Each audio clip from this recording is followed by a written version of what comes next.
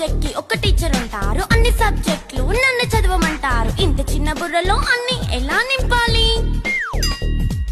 Class work, home work, fair notes అంటారు. Subject కి 3 books పెట్టి బ్యాగ్ నింపుతారు. ఇన్ఫాక్ట్ నా బరువు కన్నా నా బ్యాగ్ బరువే ఎక్కువ.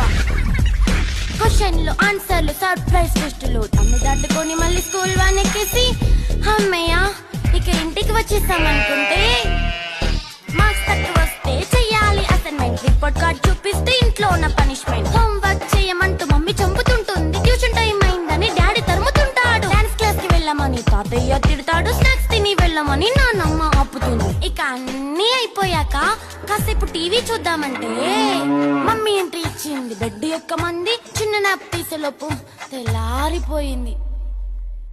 అయ్యో మళ్ళీ మొదలు